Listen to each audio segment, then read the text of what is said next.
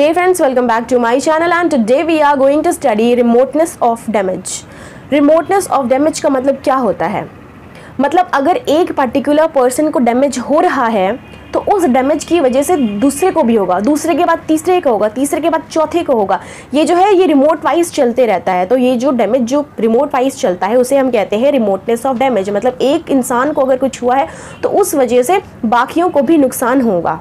समझ रहे हैं? इसे कहते हैं रिमोटनेस ऑफ डैमेज। तो जैसे क्या हुआ था, एग्जाम्पल एक लेते हैं।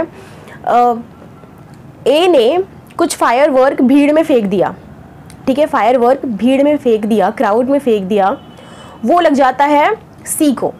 सी खुद को बचाता है उस परेशानी से, उस फायर वर्क से, और वो सी पे फेंकता है, सी डी पे फेंकता है, डी ई पे फेंकता है, एंड एट लास्ट ई पे ही वो हावी हो जाता है वो फायर वर्क, और वो अंधा हो जाता है, डेफ हो जाता है। ठीक है, तो ये क्या होता है, ये रिमोटनेस ऑफ डैमेज होता है। एक पर्सन तो से दूसरे, दूसरे से तीसरे, तीसरे से चौथे।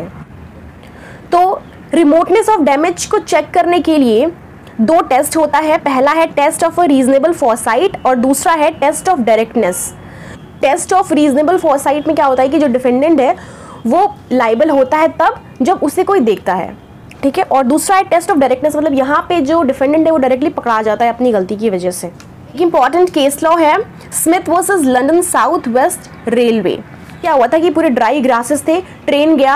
अब तो जानते हो कि ट्रेन जब चलता है तो वो मतलब स्पार्कल होता है, ठीक है, जिसकी वजह से वो जो ड्राई बुशेस था वो जल जाता है, और वो तो जल जाता है, साथ में प्लेंटिव का घर भी जल जाता है। तो ये क्या हो गया, रिमोटनेस ऑफ डैमेज हो गया, एक से दूसरा, दूसरे से तीसरा। समझ रहे हैं? Thank you so much for watching.